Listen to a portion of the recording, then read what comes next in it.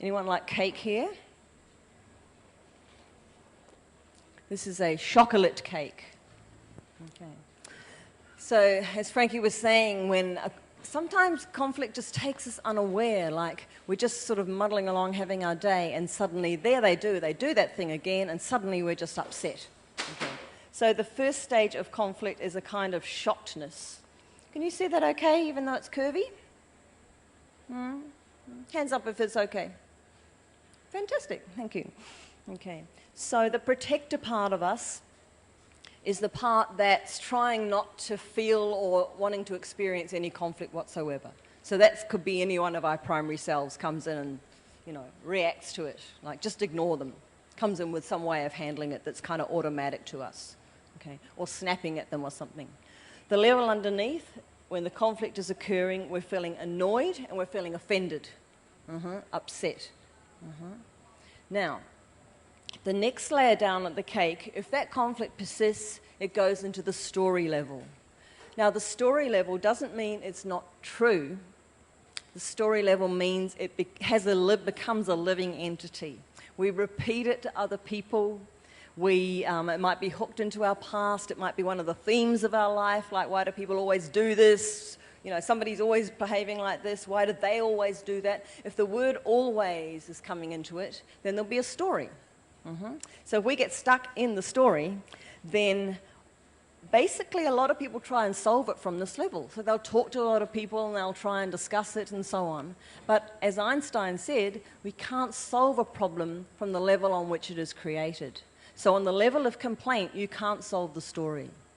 The only way that I know, and there are many different ways, but it's the same kind of task that's required, is to go down to the next level to what the energy of that conflict actually is. So what is literally the feeling, experiential state that goes on with you when that happens and when that person is doing what they're doing.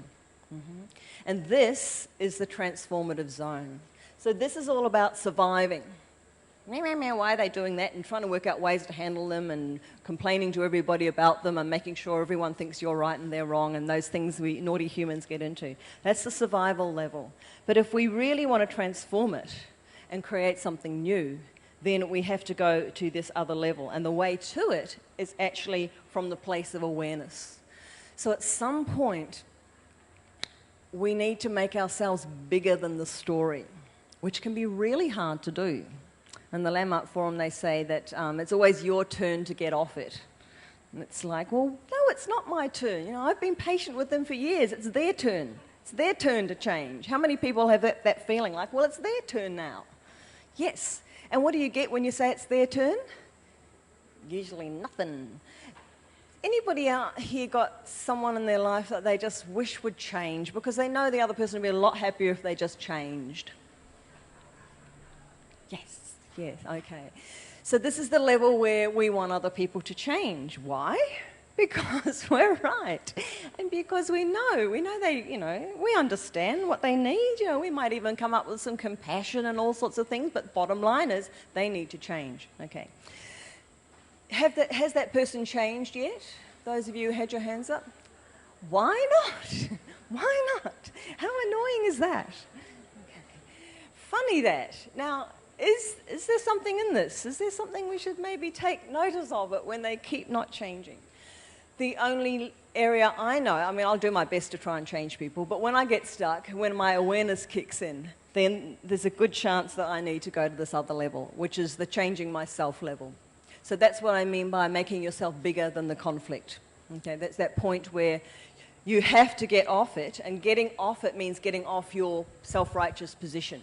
Even if you've been terribly badly hurt, There's Viktor Frankl, who made his way through the whole Auschwitz experience, incredible man, said, you will never be compensated for the pain of the past.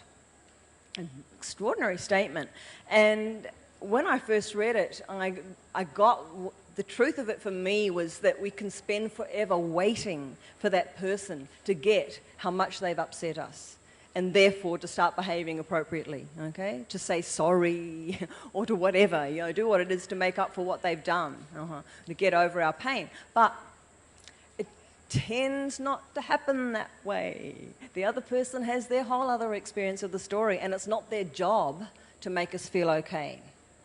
We might think it is their job, but ultimately the only way we can become powerful and empowered in that situation is to take that willingness on ourselves and become the change agent. So this is the territory of the change agent. This is when I say, okay, I know I'm right, but I'm going to step aside a little bit and start to explore it from this other level. And what do I explore? I explore what goes on in me when that person behaves that way. What is it when they're doing that thing that drives me nuts? What is it getting going in me? Is this perhaps a part of me? Are they behaving exactly actually like I do, but I'm just hoping everyone doesn't notice? For example, they might exhibit a quality. This is a really good key into this stuff. They might exhibit a quality that I just don't like. So what's the classic quality that you might not like in somebody else? Bossiness. Oh, you're not taking a pick at Frankie, are you? Bossiness, okay. Yep, that's an excellent one. Arrogance. Arrogance is the one. We tend to get really antsy about people who are arrogant. Okay. Follow that through logically for a minute. And if you follow that sentence through, what you get is, well, at least I'm not arrogant. Which is a very interesting statement when you think about it.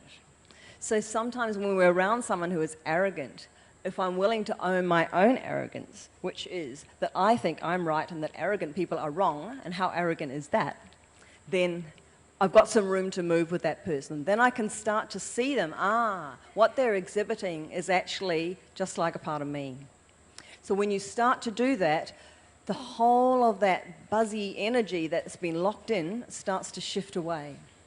It starts to dissolve, okay? That's with qualities. So if you own your own bossiness, for example, not that I'm saying you might be bossy, but if you own your own, that whatever that quality is that other person's doing, then that can get you going. Another key into that sort of stuff is the unfinished pain of your past. So they might trigger exactly that same, perhaps a feeling of incompetence, perhaps feeling like you're not good enough.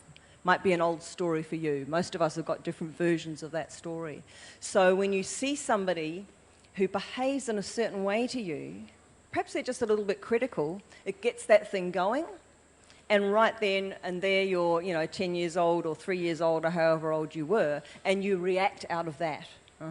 And in comes your protective energies and your cells. So then you might join in and start criticizing them back, so you go straight into your judge. Or you might go into, I can't handle them, and kind of get all sad and falling apart and stuff like that. You can go into fight, or you might go into flight around that person. Okay.